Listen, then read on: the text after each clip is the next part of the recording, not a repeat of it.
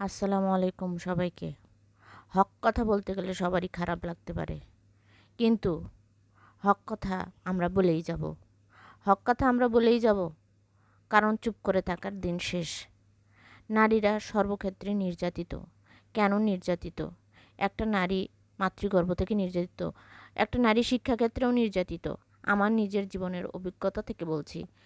শিক্ষাক্ষেত্রে নারীদেরকে আমি গার্লস স্কুল অ্যান্ড কলেজ থেকে পড়াশোনা করেছি। তাহলে একজন নারীকে টিচাররা, মেয়ে একটা স্টুডেন্ট 3-4-এ পড়ে বা তার থেকেও বড় হলেও, তখন থেকেই স্যারেরা স্টুডেন্টদের গায়ে হাত দেওয়া শুরু করে। কেন হাত দেওয়া শুরু করে? আমার একজন বান্ধবী, সে পরীক্ষা দিচ্ছে, এর মধ্যে টিচার এসে তার পিছনে হাত বুলাচ্ছে।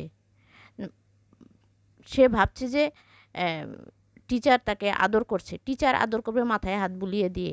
কেন একজন ছাত্রী তার তার পিছনে পিঠের মধ্যে হাত বুলাই বুলাই তাকে সে আদর করবে?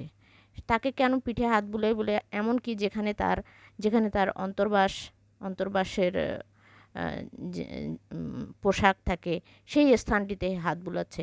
এটা তো অপ্রীতিকর অবস্থা। একজন স্টুডেন্ট, একজন নারী, একজন মেয়ে, সে লজ্জায় কিছু বলতে পারে না। এবং সেটা একদিন 2 দিন না, সেটা হরহামেশাই। যে কোনো ছাত্রীর গায়ে টিচাররা কেন হাত দিবে? কিসের জন্য হাত দিবে? এবং কোনো একটা ছাত্রী কোনো একটা কিছু বুঝতে পারছে না, জানতে চায় যে হ্যাঁ স্যার এটা কি হবে না হবে।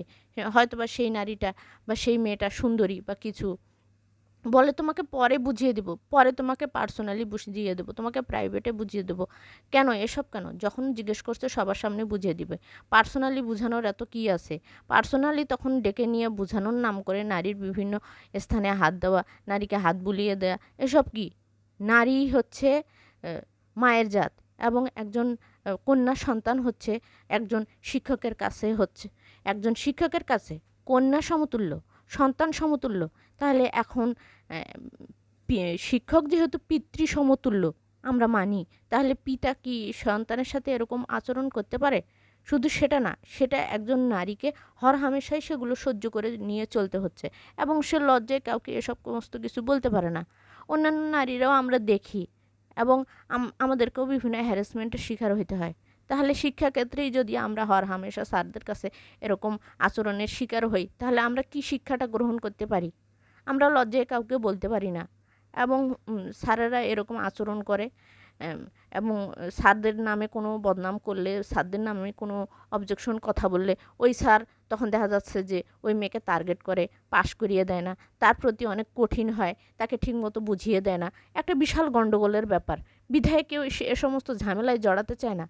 কেন কেন এ সমস্ত ঝামেলায় জড়াতে যাবে না? শুধু স্কুলে না, কলেজ ক্ষেত্রেও, ভার্সিটি ক্ষেত্রেও একটা ছাত্রীকে বুঝাইতে গেলে বা স্যারের সাথে সুসম্পর্ক করলে সেই মেয়েকে ভালোভাবে পাশ করিয়ে দেওয়া হচ্ছে। স্যারের সাথে সুসম্পর্ক রাখতে হবে।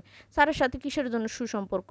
যার মেধা আছে সে ভালো রেজাল্ট করবে, যার যার যোগ্যতা আছে সে ভালো রেজাল্ট করবে। শুধু তাই না, স্কুল কলেজে দেখা যাচ্ছে যে যাদের গার্জিয়ান ভালো, স্যারদেরকে যারা খুশি করে, স্যারদেরকে যারা টাকা দেয়, স্যারদেরকে যারা নাস্তা খাওয়ায়, সে সমস্ত স্টুডেন্টরা ভালো করতেছে। তাই এই শিক্ষা ব্যবস্থা কি নাস্তার উপর ডিপেন্ডেবল? শিক্ষা ব্যবস্থা কি আপনার টাকার উপর ডিপেন্ডেবল? তাহলে মেধার কোনো দাম নাই। তাহলে এই সমস্ত সার্টিফিকেট দিয়ে কী হবে? এই সমস্ত সার্টিফিকেট তাহলে এই সমাজ কর্তৃক, রাষ্ট্র কর্তৃক এগুলো ছিঁড়ে ফেলা হোক, এগুলো পুড়িয়ে ফেলা হোক। এ সমস্ত কিছুর তো কোনো দাম নাই। এবং কর্মজীবনেও বসের সাথে সম্পর্ক করে চাকরি নিতে হবে। তো বসের সাথে সম্পর্ক করেই যেহেতু চাকরি নিতে হবে, তাহলে সার্টিফিকেট এবং আপনার এই শিক্ষাগত যোগ্যতার কী দাম আছে?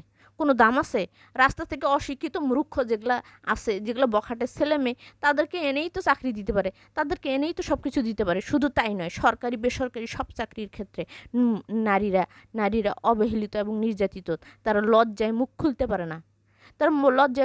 পারে না, তারা ইপটিজিংয়ের শিকার। শিক্ষিত লোক দ্বারাও তারা ইপটিজিংয়ের শিকার, অশিক্ষিত বখাটের দ্বারাও তারা নির্যাতনের শিকার। গৃহে নির্যাতনের শিকার, রাস্তায়, শিক্ষাক্ষেত্রে, কর্মক্ষেত্রে। কেন সারা জীবন কি এসব আমাদের মেনে নিয়ে চলতে হবে নাকি? মান সম্মানের খাতিরে, সমাজের মান সম্মান টিকানোর দায় কি শুধু আমরা একাই নারীরা নিয়েছি, আর পুরুষদের কোনো দায় নাই? প্রধানমন্ত্রী শেখ হাসিনার কাছে আমি চাই যে এগুলো নিয়ে নীতিমালা প্রণয়ন করা হোক, যাতে নারীরা স্বাধীনতা পায়, আরও বেশি উন্নয়ন অর্জন করতে পারে, ইনশাল্লাহ।